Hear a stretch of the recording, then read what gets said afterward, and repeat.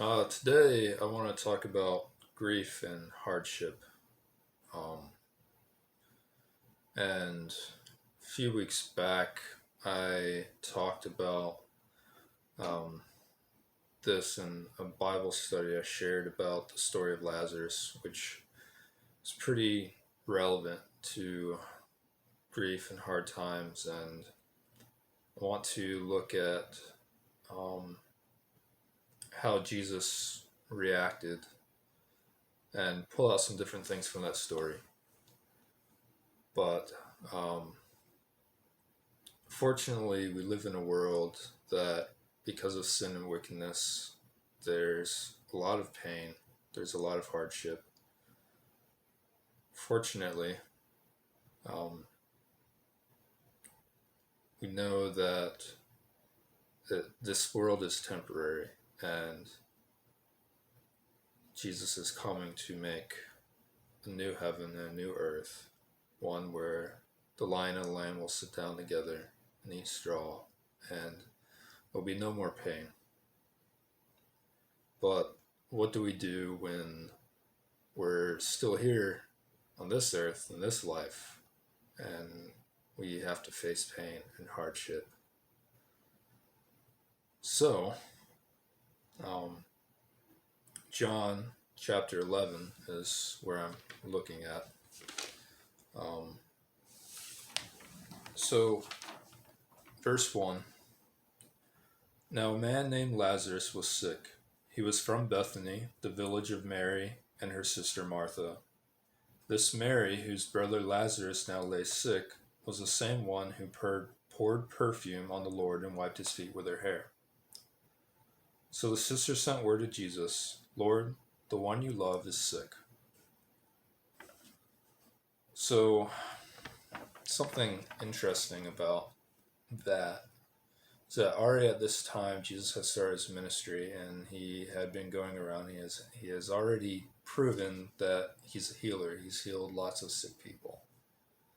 And we can look at that and we know that we can go to him for healing. He's proven that time and time again in my life. I don't know if they went to a doctor or not. Maybe they did, but the one thing they did know, they knew that they could go to Jesus, so they sent word for him.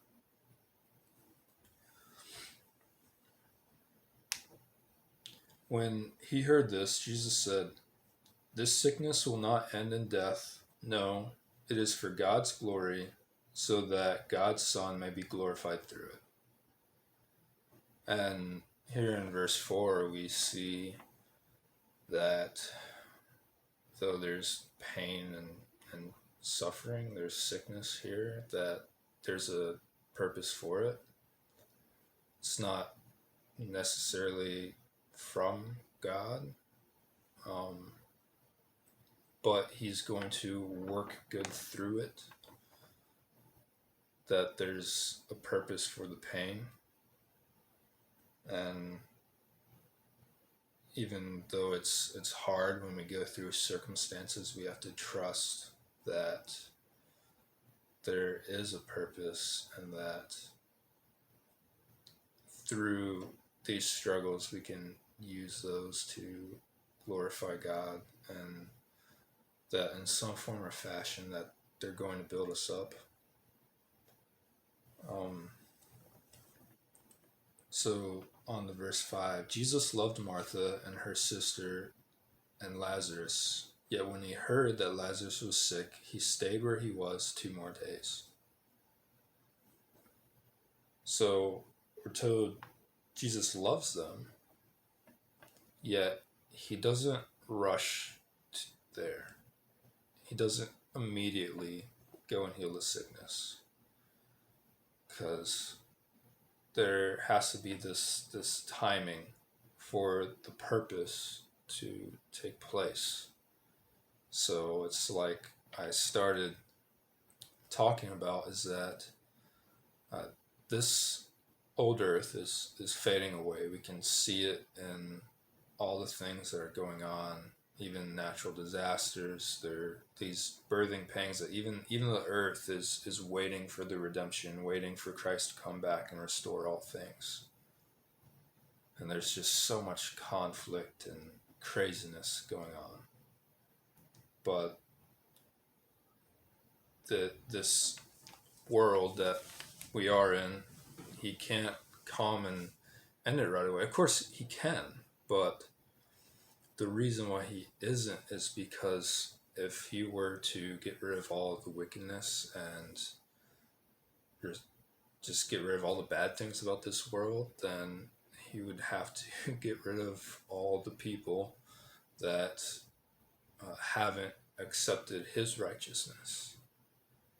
So he's waiting so that more and more people can come to him so that they can enter into the new earth.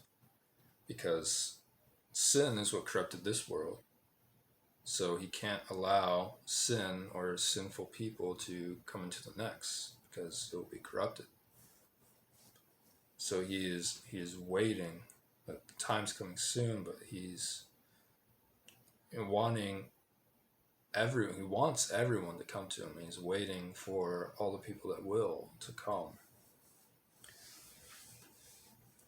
So he waits for 2 more days, even though he knows about this sickness. Then he said to his disciples, "Let us go back to Judea." "But Rabbi," they said, "a short while ago the Jews tried to stone you, and yet you are going back there." Jesus answered, "Are there not 12 hours of daylight? A man who walks by day will not stumble, for he sees by this world's light. It is when he walks by night that he stumbles, for he has no light." And after he said this, he went on to tell them, "Our friend Lazarus has fallen asleep, but I am going there to wake him up."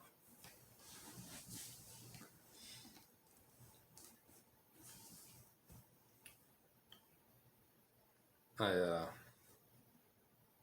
could say something about the walking in daylight and versus walking in night, but I guess briefly, essentially, he's saying if you walk in the light of the Lord, then you're not going to stumble, even though people are trying to kill you in this case.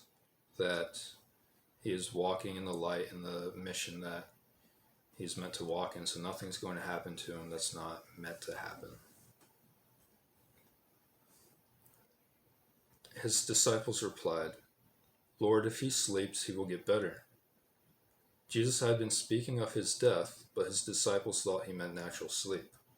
So he told them plainly, "Lazarus is dead, and for your sake I am glad I was not there, so that you may believe, but let us go to him." So here we get a little bit of a picture of, again, purpose and pain. That Jesus waited. Lazarus is now dead.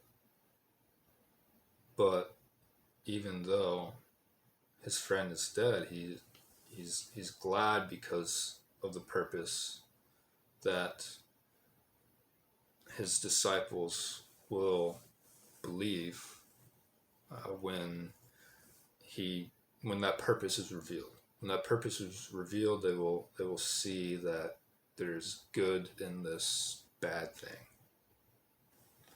Then Thomas, called Didymus, said to the rest of the disciples, "Let us also go, that we may die with him." And an interesting thing about this particular verse is here at this point that they were ready to die with Christ, but on the night that he was arrested, they all scattered. So, I mean, that's something to me where I have to check myself, is when things get real, when life gets painful, am I really going to stick by Jesus, or am I going to run off?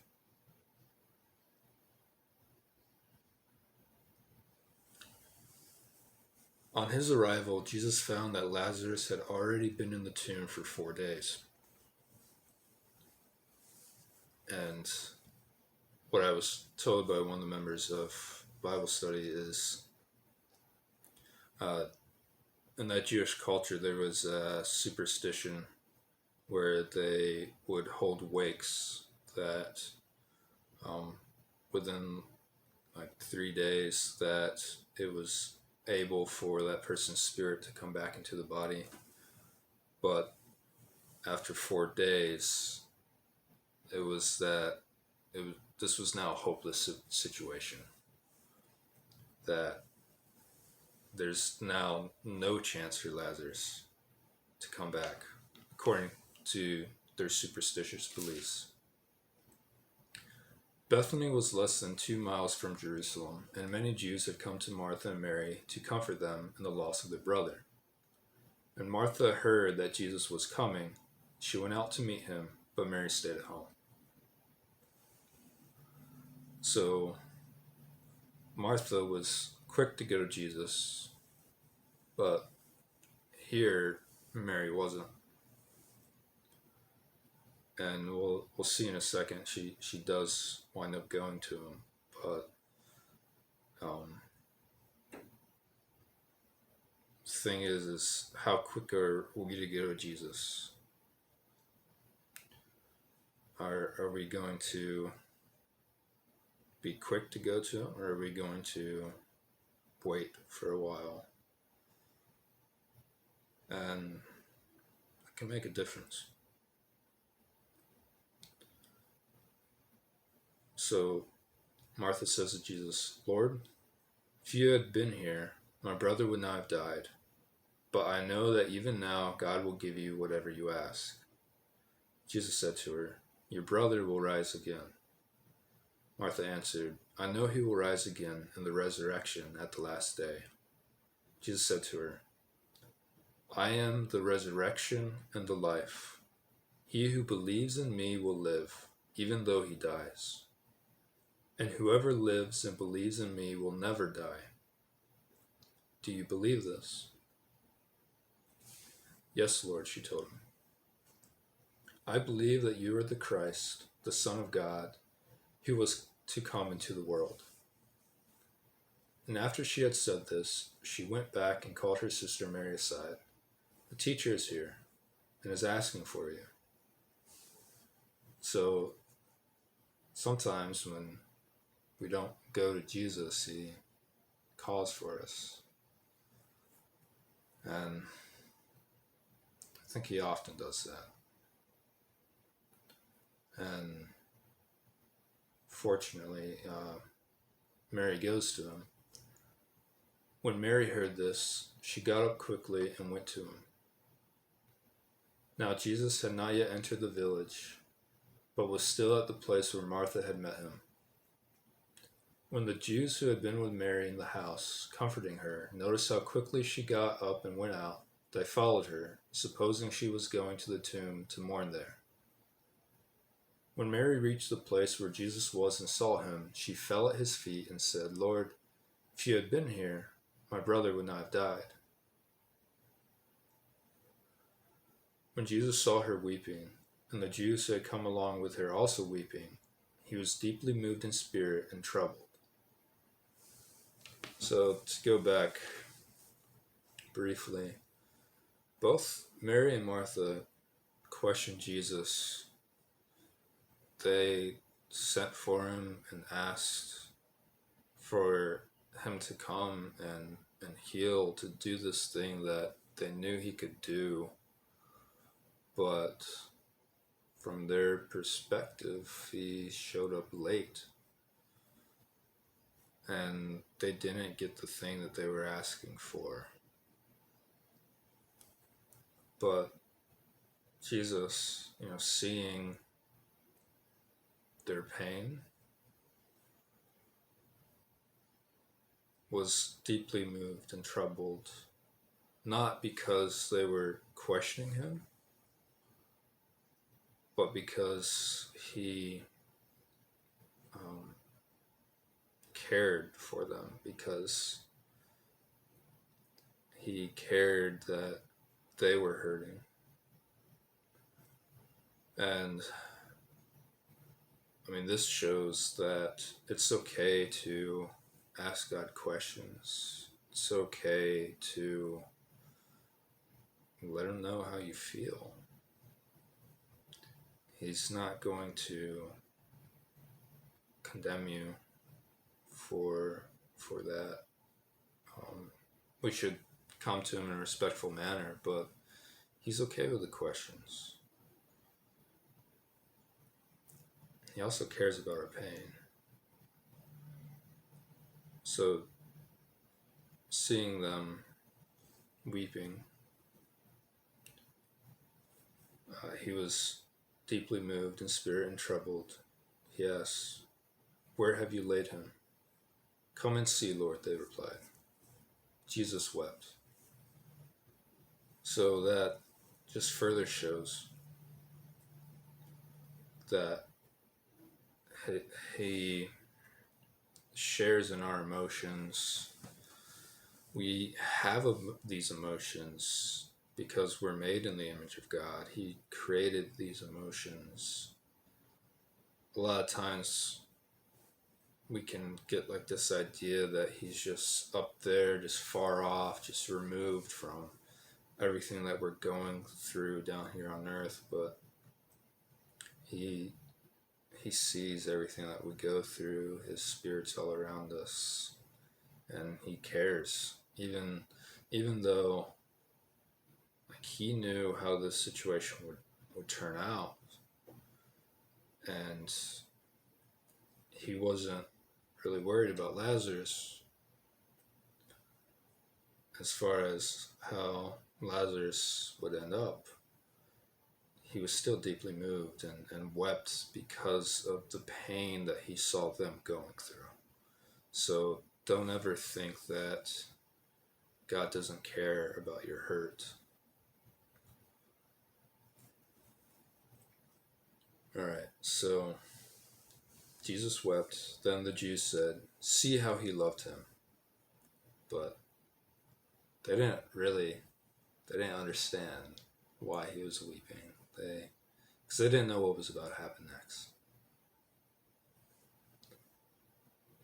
So they said, "See how he loved him." But some of them said, "Could not he who opened the eyes of the blind man have kept this man from dying?"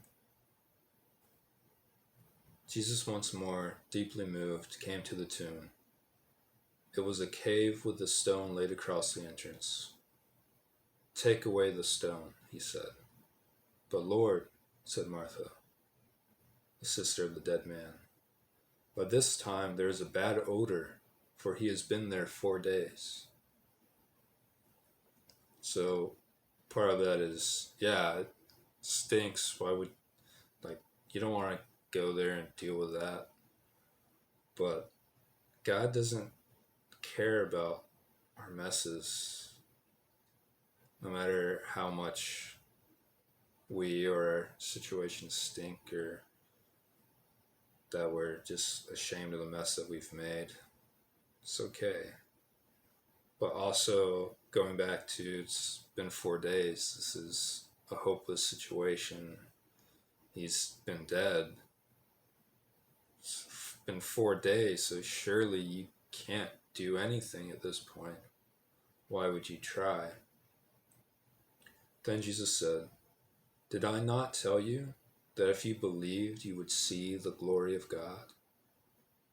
So they took away the stone. Then Jesus looked up and said, "Father, I thank you that you have heard me.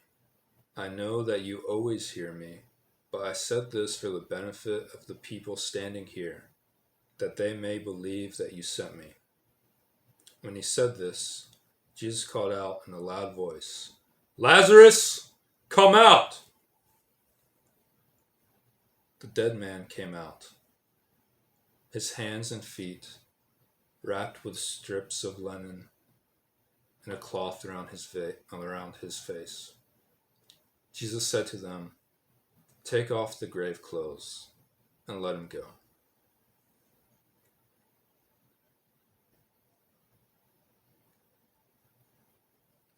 that's especially powerful because, like Jesus rose Lazarus from the dead,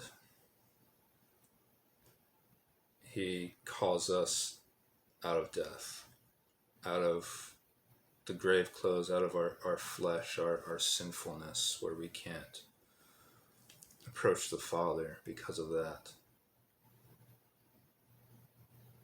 We are called to, take off our nasty, stinky grave clothes, and he gives us new ones. But this also shows that he has power and authority over death. And we know that for those of us who believe that death is not final,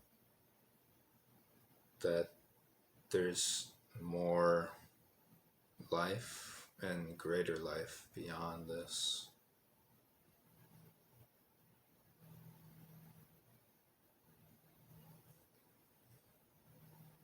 And going on a little bit further, therefore many of the Jews who had come to visit Mary and had seen what Jesus did put their faith in him.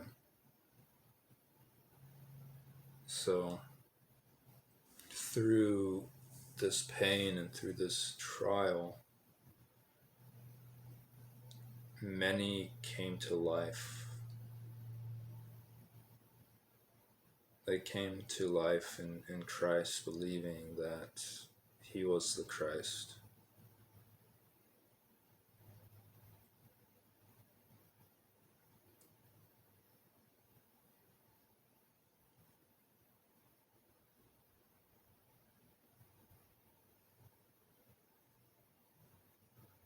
We don't always understand why we go through the things that we do, or why God would allow pain and suffering to affect our lives. But when bad things do happen, he can use it to turn it into something good. He can use it for glory, for building you up, for strengthening you,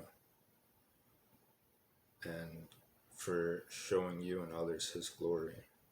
So keep that in mind. But also, just the biggest thing is know you're not alone, and that he cares, and that he hurts and mourns with you.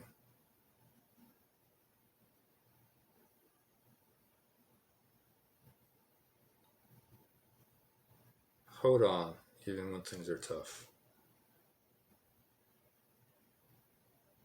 God has a purpose and a plan. His ways and his thoughts are higher than what ours are. And one day, we're not going to be in this world.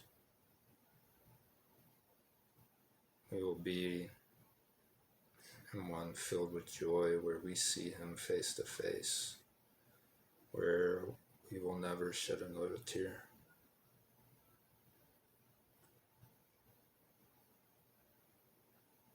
Anyways, hope you have a good day.